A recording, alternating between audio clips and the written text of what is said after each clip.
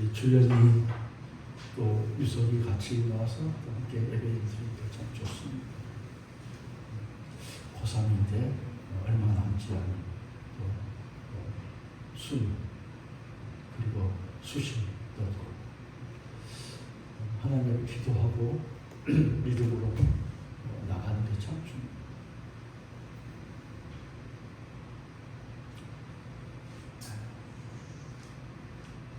이 청주가 훈련소 6주 가운데 어떻게 할까?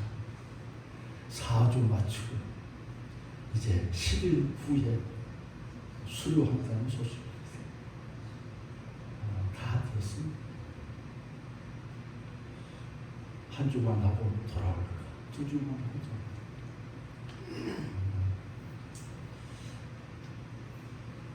참 감사한 소식이죠.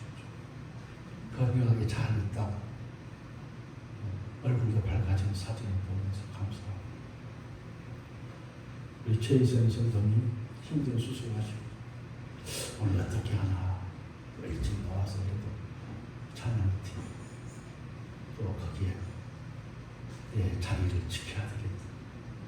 오늘 나와서 하나님 앞에 힘들지만 찬양을 올려드리는 모습 참으로 하나님께 감사합니다.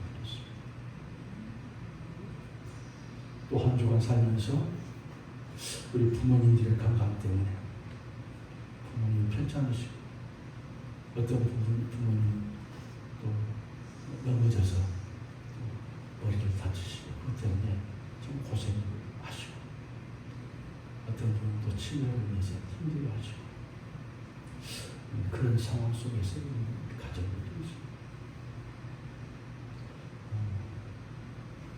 여러 가지 상황, 여러 가지 가정들.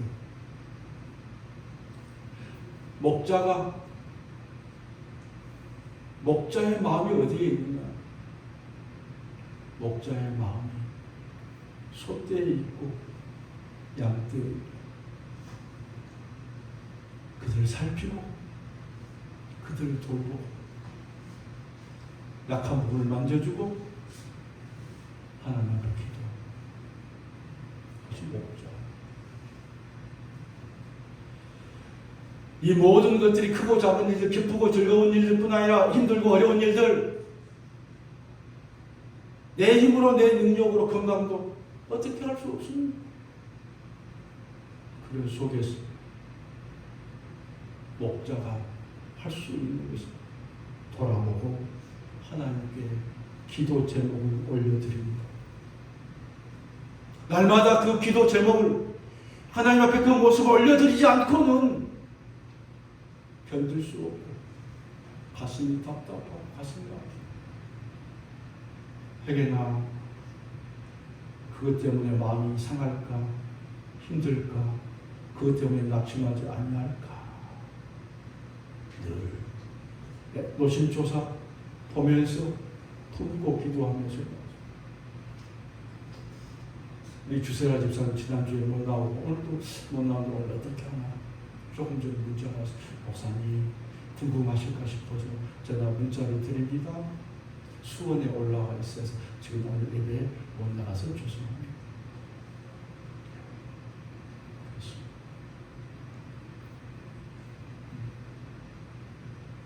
이것이 우리가 사는 삶입니다. 부모가 자녀를 바라보는 삶이죠. 그냥 바라보는 게 아니라 사랑의 마음, 긍휼히 여기는 마음을 가지고 그리고 격려하고 위로하고 그리고 그걸 가지고 하나님 앞에 기도하며 나가는 겁니다. 기도가 없고 기도로 나가지 않은 사람은 하나님을 믿지 않기 때문에 믿음의 사람은 반드시 하나님 앞에 보고 기도해요. 왜? 상황이 힘드니까 어려우니까.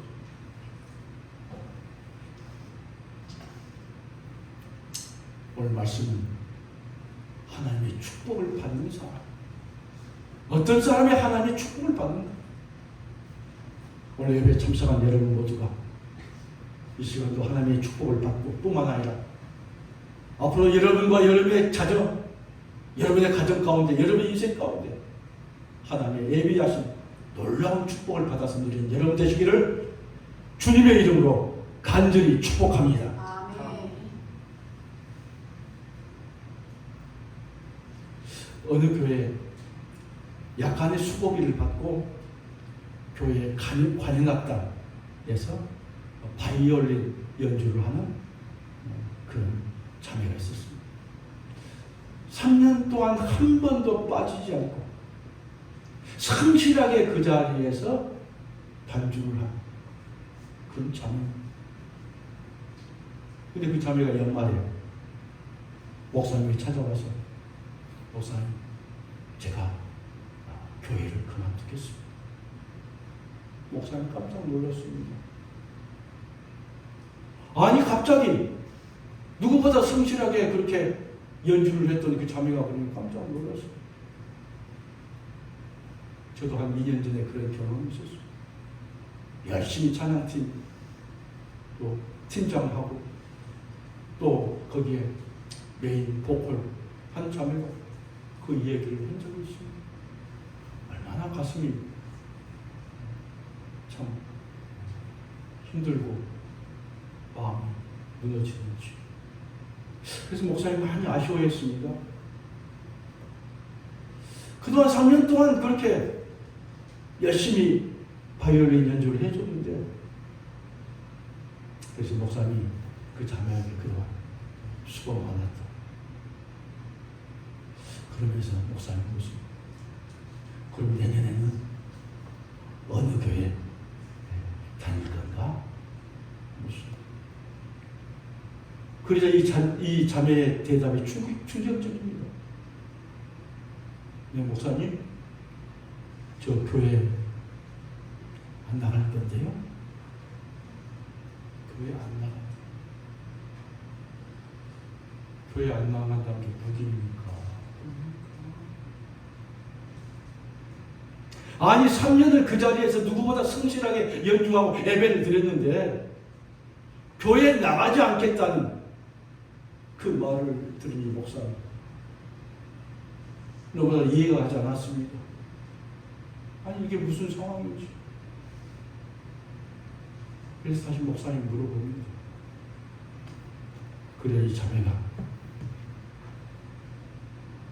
목사님 저 예수 안 믿어요.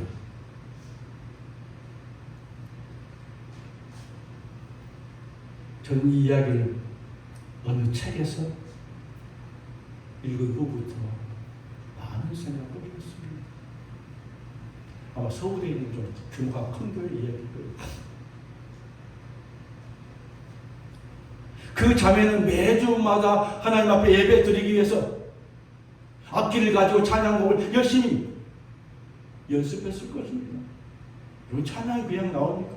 미리 준비하고 어떤 분은 귀에 꽂고 늘 하고 그리고 또 주일날 와서 토요일날 준비하고 주일날 와서 또 준비하고 한 게 아닙니다.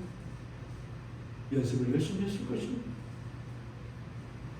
그리고 하나님께 그 찬양을 드리면서 연주를 하면서 나름대로 기쁨과 감사의 마음이 있었을 것입니다.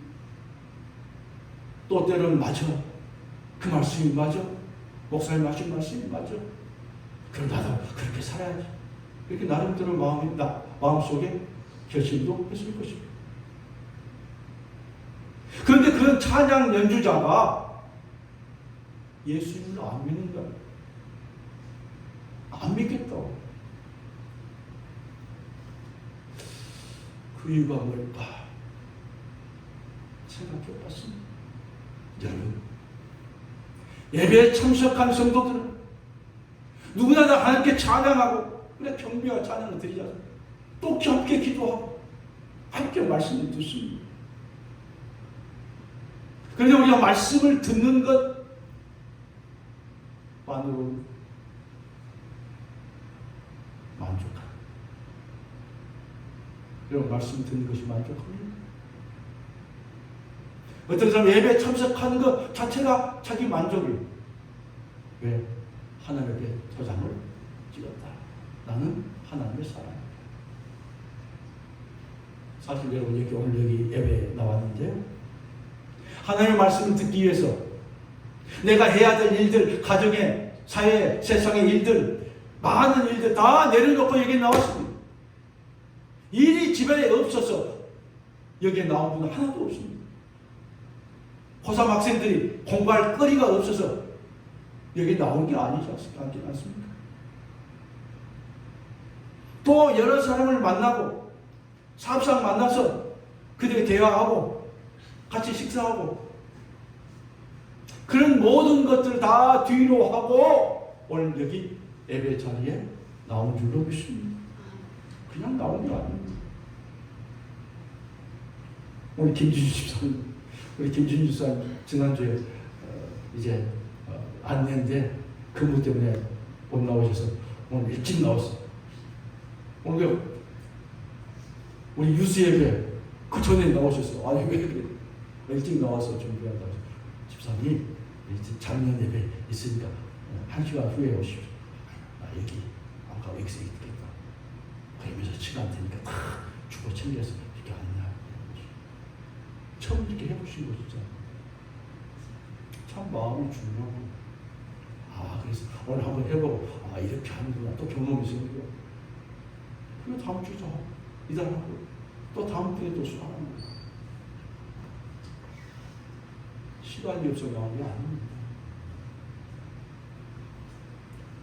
그렇게 어렵게 예배를 드린 사람일수록 예배 드렸다는 사실에 스스로 만족합니다. 그 자리를 지켜냈다. 예배 자리를 내가 지켜냈다는 그 사실에 마음 가득한 보람을 채우고 돌아가는 사람입니다. 그러나 여러분, 예배를 드리면서 하나님의 말씀을 내가 들었다는 것, 거기에 우리의 믿음이, 거기에 우리의 신앙이 멈추게 된다면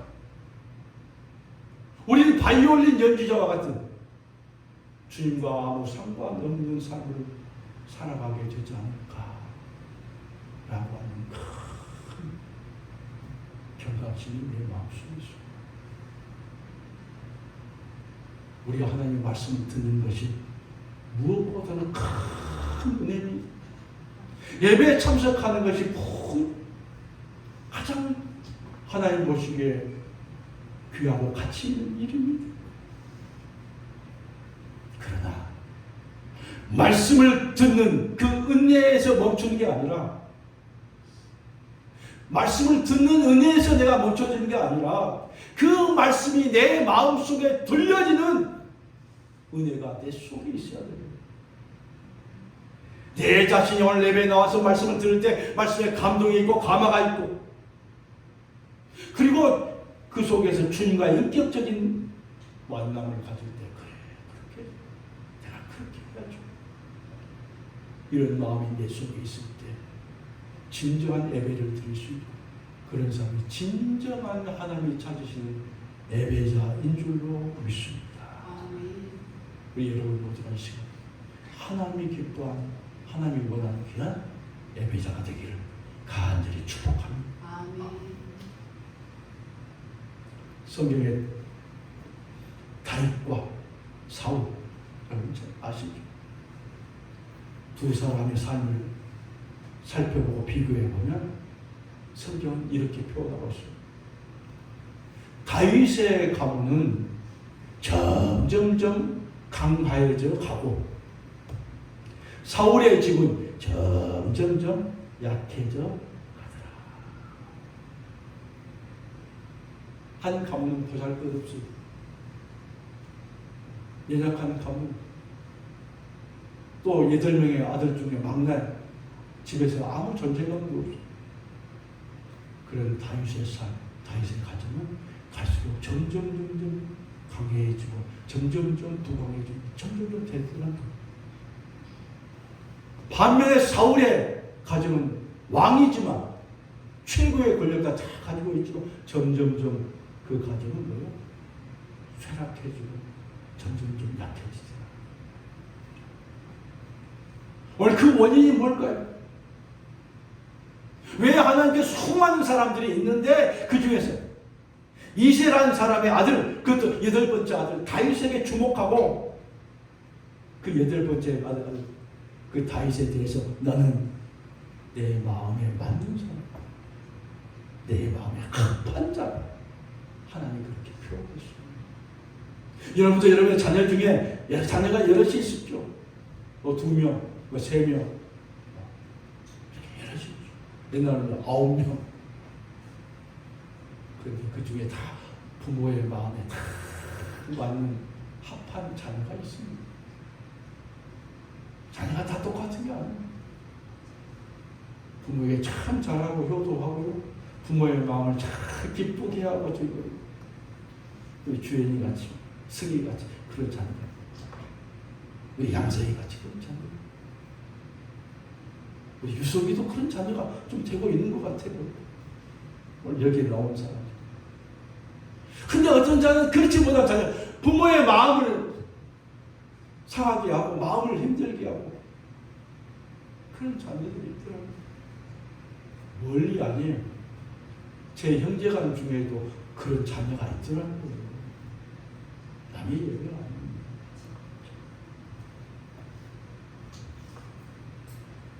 그렇다면 지금부터 3000년 전에 살았던 이 다윗의 삶과 오늘 나의 삶은 무슨 차이가 있습니까?